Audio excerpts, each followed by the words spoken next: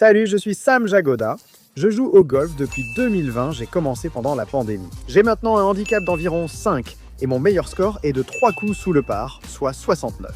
Voici comment je débuterais le golf si je recommençais aujourd'hui. Beaucoup de mes vidéos concernent le golf sans en montrer réellement. Comme le mini-golf ou des jeux de jardin, j'ai de nombreux abonnés non-golfeurs qui m'écrivent en privé. Je n'ai jamais joué, mais j'aimerais essayer. Comment commencer? Ma feuille de route pour passer de « je n'ai jamais tenu un club » à « je joue au golf aujourd'hui ». Première étape, lance-toi simplement. Il te faut des clubs de golf et un endroit où les utiliser, et c'est à peu près tout. Ne t'inquiète pas trop pour l'équipement au début. Si tu veux vraiment jouer au golf ou as de l'argent, acheter un nouveau set de clubs, c'est top. Je t'encourage à le faire. Mais si tu es comme moi, que tu veux juste essayer et chercher un peu, vas-y. Si le golf est une passion dans laquelle tu veux vraiment investir du temps et de l'argent, je te recommande simplement d'acheter quelques clubs de golf. Tu peux aller chez Goodwill ou dans de nombreux magasins de sport d'occasion comme Play It Again Sports. J'ai trouvé d'excellents ensembles de clubs, y compris pour débutants et même des lots complets de 14 clubs sur Craigslist, OfferUp et autres sites d'occasion. Si c'est ta toute première fois et que tu veux juste essayer un club, je te dirais de trouver le Goodwill le plus proche, d'en prendre un et de l'emmener au practice. Honnêtement, certains des meilleurs moments que j'ai passés à jouer au golf, c'était avec des clubs pourris ou vieux. Juste les prendre, taper dedans et passer un bon moment. Le but ici, c'est d'avoir un ensemble de bases avec lequel tu peux vraiment t'entraîner sérieusement. Je te conseille d'avoir un putter, un driver et éventuellement un bois de parcours comme un bois 3. Je prendrai quelques fers, moi tu n'as pas besoin d'en avoir beaucoup. Peut-être 3 ou 4, et ensuite trouve-toi un wedge.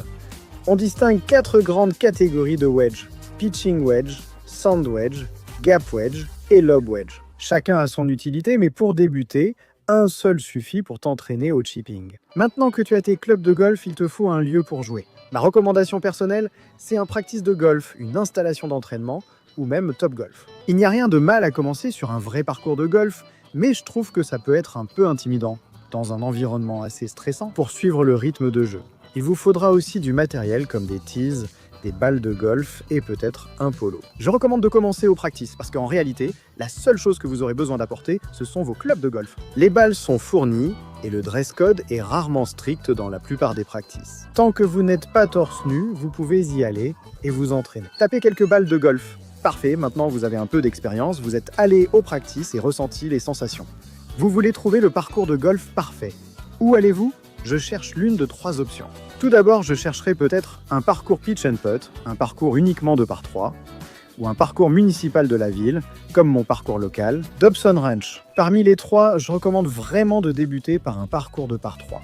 Frapper loin sur un parcours municipal standard peut être difficile et nuire à votre entraînement, simplement parce que vous n'atteignez pas la distance nécessaire. Pour l'instant, ces 3 parcours conviennent très bien aux débutants, car de nombreuses autres personnes, comme vous, découvrent aussi le jeu, qui font leurs premiers essais et tout sera un peu plus détendu. Je vous conseille de lire les règles d'étiquette au golf pour bien respecter le parcours. Prendre soin des autres golfeurs autour de vous et ne pas déranger qui que ce soit tout en passant un bon moment. L'avantage de ces 3 parcours, c'est que l'ambiance est généralement détendue et qu'ils savent que vous débutez. L'une de mes méthodes préférées, c'est d'appeler et de réserver le dernier départ de la journée. Et vous pouvez même dire quelque chose comme « Salut, je débute tout juste ». Si vous partez en dernier, personne ne vous pressera et le personnel saura que c'est votre première expérience de golf. Ils aiment cela car cela attire plus de clients. Un conseil que j'aurais voulu connaître plus tôt comme golfeur, enlevez la plupart des clubs de votre sac. Je sais que cela semble étrange, mais avec plus d'expérience, vous saurez quelle distance viser. Avec tous les 14 clubs dans votre sac. Mais au début, ça va sembler intimidant. Vous hésiterez sur le club à utiliser et douterez de ceux que vous maîtrisez. Donc, ce que je recommande et que j'aurais aimé faire dès le début, c'est de réduire à peut-être 6 ou 7 clubs dans votre sac pour un parcours. Sur le practice, frappez-les tous, entraînez-vous bien.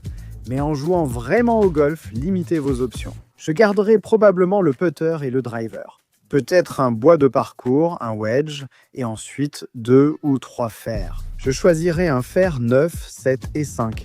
J'aime les chiffres impairs. Avec un peu de chance, ta carrière de golf sera longue et tu auras beaucoup de temps pour beaucoup t'entraîner. Des tonnes de répétitions avec chaque club jusqu'à ce que tu puisses utiliser les 14 de façon compétente.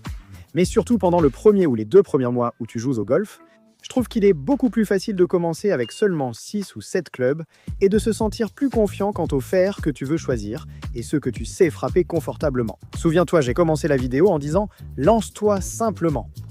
Ce conseil va dans le même sens, va jouer au golf.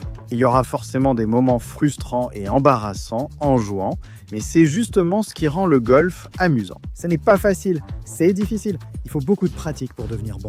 Se lancer sans timidité est, selon moi, une très bonne façon de commencer. N'ayez pas peur de rater des coups pendant votre parcours et faites de votre mieux pour séparer votre estime de vous-même et votre confiance de la façon dont se déroule votre partie de golf. Parce que, souvenez-vous de ceci, même les professionnels, même les personnes qui passent 6 à 8 heures chaque jour à s'entraîner dans des situations de pression très intenses, ils ratent des coups de golf tout le temps. Ça fait simplement partie du sport. Si vous pouviez le faire parfaitement à chaque fois, ce ne serait probablement pas très amusant. Une façon utile que j'ai trouvée pour séparer le fait de m'amuser sur le parcours de golf du fait de toujours bien jouer, il y aura forcément des jours où vous jouerez moins bien au golf, alors cessez de toujours regarder votre carte de score. Observez autour de vous, suivez le rythme du groupe devant et veillez à ne pas gêner vos partenaires. Puis concentrez-vous sur ce trou ou ce coup précis. Beaucoup de nouveaux golfeurs enchaînent plusieurs mauvais coups et dire quelque chose comme « Oh mince, je ne vais jamais réussir à passer sous la barre des 100 aujourd'hui ».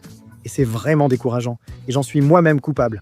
Il est impossible de se concentrer sur ce que vous devez faire maintenant, à cet instant, pour terminer le trou de golf, en pensant à votre carte de score et à votre direction. J'ai ruiné de nombreuses parties en pensant « Aujourd'hui, je vais enfin passer sous les 80 » ou « Je vais jouer le par pour la première fois ».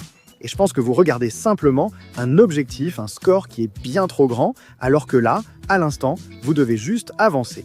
Concentrez-vous uniquement sur le coup à jouer et le trou à finir. Si vous faites ainsi, ayez un ami, laissez-le tenir votre score, laissez-le stresser pour la carte, et vous, allez-y et concentrez-vous sur le moment présent. Qu'est-ce que je dois faire maintenant pour réussir le meilleur coup de golf possible? Une fois que vous êtes vraiment accro au golf et que vous en devenez complètement obsédé, cela arrive à tous, vous voudrez progresser plus vite. Mon conseil, prenez un cours particulier avec un instructeur.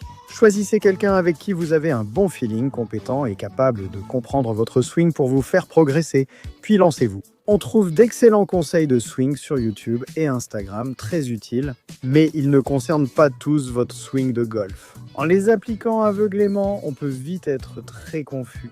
Travailler avec quelqu'un qui comprend le swing de golf, qui comprend votre swing, et qui sait comment vous faire passer au niveau supérieur est extrêmement important. Et le dernier conseil, un peu plus loin sur le chemin, c'est qu'une fois que vous aurez pris les leçons, vous allez vraiment être dans votre tête. Donc mon conseil, si vous pouvez le faire, c'est un conseil avancé, c'est de penser à la pensée de swing que votre instructeur vous a donnée pendant votre routine avant le coup. Mais quand vous vous placez au-dessus de la balle pour jouer au golf, lancez-vous simplement. Jouez simplement au golf. Ne pensez pas à tous les millions de choses que vous avez apprises pendant votre leçon. Vous serez totalement perdu et ne jouerez plus au golf, juste un exercice. Le but du golf est d'aller sur le terrain pour s'amuser et pratiquer ce sport. Laissez les instructions et la discipline intervenir dans la routine avant le coup. Puis, quand vous vous placez au-dessus de la balle, allez-y et amusez-vous. Les gars, c'est tout pour aujourd'hui. J'espère que la vidéo vous a plu, c'était différent. Je me suis amusé avec quelque chose d'un peu bizarre. J'ai reçu beaucoup de questions sur comment commencer. Alors j'ai voulu réfléchir à ce qui serait le plus utile pour un débutant. Si vous avez d'autres questions, écrivez-les en commentaire. Merci à tous ceux qui m'ont aidé dans ma carrière de golf. Dobson Ranch, parcours de golf exceptionnel, quel plaisir d'y être.